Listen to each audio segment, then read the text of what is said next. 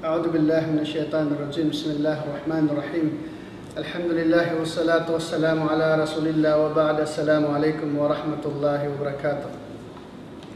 Aking mga kapatid sa pananampalatayang Islam, ang nais kong ipaliwanag sa araw na ito ay patungkol sa araw ng Arafah o mga kahigitan ng araw sa Arafah. Ano ba ang araw ng Arafah? Maaring naririnig din ng ilan sa atin kung ano ang araw ng Arafah. Ang araw ng Arafah ay napakadakilang araw para sa mga Muslim, para sa mga mananampalataya. Taglay nito ang mataas na antas sa relihiyong Islam at binukudtang ito ng propeta ng ibayong pagpapahalaga dahil sa taglay nitong mga kabutihan, kahigitan o kalamangan. Kabilang na dito ang mga sumusunod. Una, sa araw ng Arafah, ginawang ganap ng Panginoong Allah Subhanahu wa Ta'ala ang pananampalatayang Islam o ang relihiyong Islam at kanyang ginawang lubos ang kanyang pagpapala sa mga mananampalataya sa mga Muslim. Sinabi ng Panginoong Allah Subhanahu wa Ta'ala, sabi niya, A'udhu billahi minash shaitanir rajim, Al-yawma akmaltu lakum dinakum wa atmamtu alaykum ni'mati wa raditu lakum al-Islam dina. Sabi ni Allah, sa araw na ito, aking ginawang ganap para sa inyo ang inyong relihiyon. At aking ginawang lubos ang aking pagpapala para sa inyo. At aking kinalugdang pinili ang Islam bilang inyong relihiyon. Sa sinabi ng Panginoong Allah sa aya na ito, sabi niya sa araw na ito, ang tinutukoy doon ay ang araw ng Arafah. Ayon kay Ibn Kathir, isa siya sa mga scholar na nagbibigay ng pagpapaliwanag sa Quran. Sa kanyang aklat ng tafsir ng Quran, sabi niya, ito na ang malaking biyaya ng Panginoong Allah sa umma na ito o sa sambayanan ito, sa mga tagasunod ni Propeta Muhammad sallallahu alaihi wasallam, sapagkat kanyang ginawang ganap ang kanilang relihiyon. Kaya hindi na sila nangangailangan ng iba pang mga relihiyon. Ang aya na ito ay ibinaba sa Propeta Muhammad sallallahu alaihi wasallam, yung aya o yung taludod na ating binanggit. Ibinahayag sa Propeta Muhammad sallallahu alaihi wasallam sa panahon ng kanyang pagsasagawa ng Hajjatul Wada o ang kanyang Hajj ng pamamaalam, sa araw ng Arafah. Tulad natin sinabi, ito'y naganap sa araw ng Arafah. Isang ulat mula kay Umar bin Al-Khattab radiyallahu anhu, sabi niya, mayroong isang lalaki mula sa mga Hudyo na sabi niya, pinuno ng mga mananampalataya, mayroong isang aya o taludtod sa inyong aklat na inyong nababasa. Kung ito lamang ay binaba sa aming mga Hudyo, ay ipagdiriwang namin ng malaking selebrasyon ang araw na ito. Sabi ni Umar, sabi niya, aling araw ang iyong tinutukoy? Sinabi ng lalaking yaon, sabi niya ang aya na al-yawma akmaltu lakum dinakum. At ang sinabi ni Umar, sabi niya, tunay na batid namin ang araw na ito. At ang lugar kung saan ibinaba ng Panginoong Allah sa Propeta Muhammad sallallahu alaihi wasallam na siya'y nananatili sa Arafah, sa araw ng Biyernes, Yom Jum'ah. So, yun ang unang kahigitan at kalamangan ng araw ng Arafah.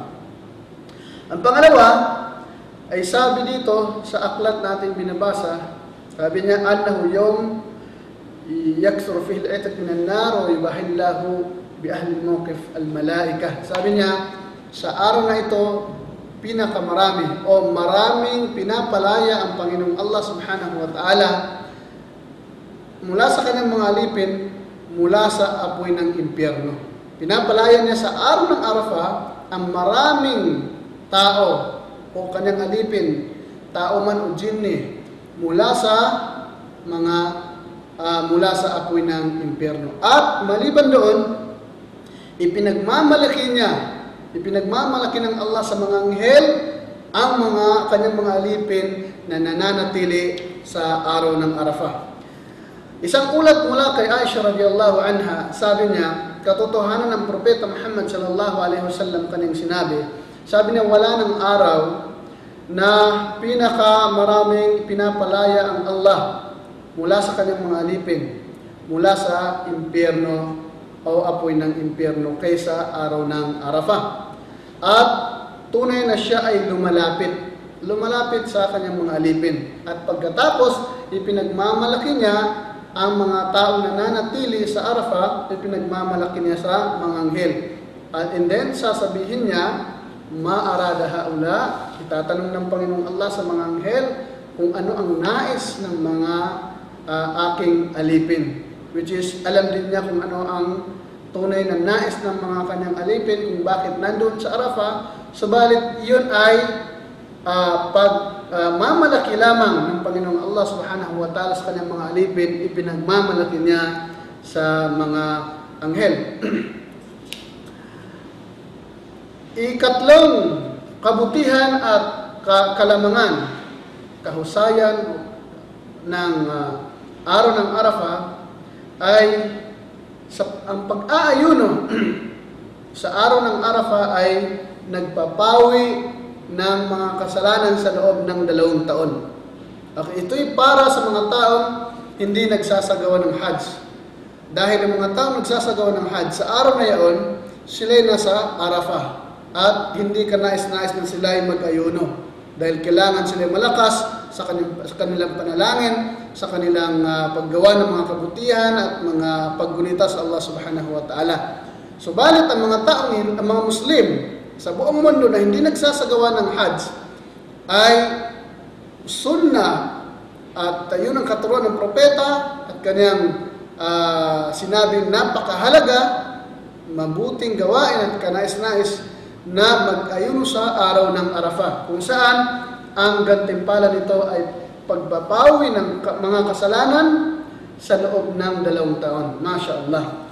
So, isang ulat mula kay Abu Qatada al-Ansari, sabi niya, may isang lalaki na nagtanong sa Propeta Muhammad SAW, o ang Propeta ay tinanong patungkol sa pag-aayuno sa araw ng Arafah, kung ano ang kagandahan nito. Ang sagot ng Propeta Muhammad SAW, sabi niya, ahtasibu ala Allahi ay yukaffir as-sanata allati qablahu was-sanata allati ba'dahu. Sabi niya, ako'y umaasa, ipinapanalangin ko sa Allah subhanahu wa ta'ala na kanyang patawarin ang mga kasalanan ng kanyang alipin na nag-fasting, nag-ayuno sa araw na yaon sa loob ng 2 taon. Yung taon na yon at yung kasunod na taon. So, ibig sabihin mga kapatid, sa madaling salita, ang pag-ayuno sa araw ng Arafah sa mga tao hindi nagsasagawa ng Hajj ay napakahalaga sapagkat kapag nag-ayuno ka sa araw na ito at tumpak, tamang yung pag-ayuno, hindi nasira, inshallah, bibigyan ka ng Panginoong Allah subhanahu wa ta'ala ng malaking gantimpala kung saan patatawarin ng Allah subhanahu wa ta'ala ang iyong mga kasalanan sa loob ng 2 taon. Okay, ang pinakahuling babanggitin natin na kabutihan ng araw ng Arafah ay ang dua o panalangin sa araw ng Arafah ay siyang pinakamainam, siyang pinakamagandang panalangin. Sabi ng Propeta Muhammad sallallahu alaihi wasallam, sabi niya, khairud dua Arafah, yawm Arafah. Ang pinakamainam na panalangin, sabi ng propeta, ay ang panalangin sa araw ng Arafah, wa khairu ma qultu ana wan nabiyyuna min qabli, at ang pinakamainam na aking nasambit na panalangin, ako at ang mga propeta na nauna sa akin ay la ilaha illallah wahdahu la sharika lah, lahul mulku wa lahul hamd, wa huwa ala kulli shay'in qadir. Walang Diyos na dapat sambahin maliban sa Allah. Siya lamang at wala siyang kahati, wala siyang katambal. Siya ang nagmay-ari ng kapangyarihan o kaharian at ang paglahat ng pagpupuri at sa kanyang kakayahan ang lahat ng bagay. Mga kapatid, sa pananampalatayang Islam, ilan lamang ito sa kabutihan ng araw ng Arafah. So samantalahin natin ang mga kabutihan nito upang sa ganun ay makamit natin ang malaking gantimpala ng Allah subhanahu wa ta'ala dahil hindi na natin alam kung buhay pa tayo sa susunod na taon. Maraming salamat sa inyo.